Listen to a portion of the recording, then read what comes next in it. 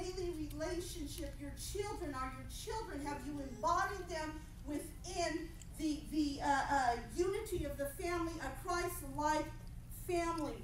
So are you residing? Is everything that you do residing? The person who abides. Now this one here, we'll go over them a little bit slower, but I'm going to read them off.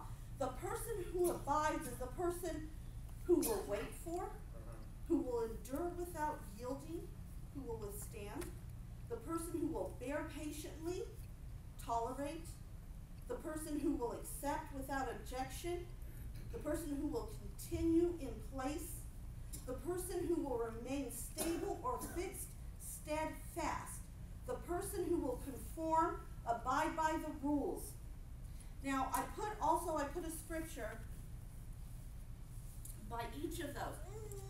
And as I said last time, I put a scripture there by each of them. These were just scriptures that I chose that should encourage you in the Word to wait on the Lord, to bear patiently, for each one of those items. And I said, take them home and read them. And as I was reviewing this and knew that I was going to relay that to you again because it is important, the Lord said, it's not enough this time. It's not enough this time to just tell them that. They need to receive a word about my word and what my word can do for them. So I want you to go over to Ephesians chapter 6.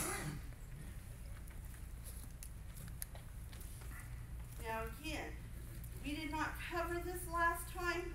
This is for each one of you that are in this room today. This is a special word. And I'm telling you that because I don't know about you, but I get excited when I know there's a special word for me. Ephesians chapter 6, and as I'm going over there, we're going to start at verse 10. Verse 10 says, put on the whole armor of God, that you may be able to stand against... verse 10, let me go back. Finally, my brethren, be strong in the Lord and in the power of his might. Put on the whole armor of God, that you may be able to stand against the wiles of the devil. For we do not wrestle against flesh and blood. The word wrestle is palais, and it means wrestling. But what is wrestling? Wrestling is a contest between two. It's a contest between two. I want you to know that the enemy is going to come against you. He's going to come against you.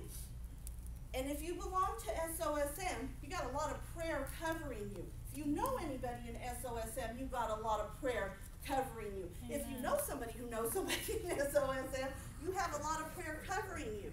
Pastor gets up here and he gives you the word. He gives you the word and he gives you the word all the time. But I want you to know, when the enemy comes against you, he's coming against you. The contest is between two, in which each endeavors to throw the other. Endeavors. That means an effort to finish the race. What did I tell you about the enemy in my story? The Lord told me he had 7 days and he was going to take them all. I knew on day 3 that I won.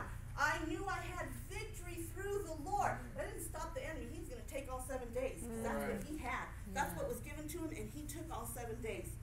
You need to make an effort to finish the race because the enemy is out to finish the race.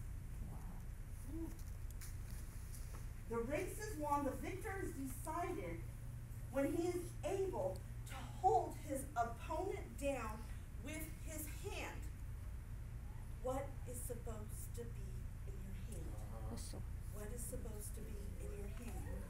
The sword of the Spirit, which is the word of God. If you want to beat the enemy, it's going to be with your hand, and it's going to be with what is in your hand. But guess what? It doesn't end there. The hand, to hold the opponent down with his hand upon his neck. Upon his neck. The enemy is out to choke the word out of you. That's how he wins, by putting his hand on your neck. you need to beat him to that. And you need to choke the lies and deceit out of him. All right. Okay, let's keep going. I'm going to jump back a little bit to verse 11. Count how many times we say against here. Put on the whole armor of God. So you're being told, you're being commissioned to put on the whole armor of God. Put on the whole armor of God that you may be able to stand against the wiles of the devil.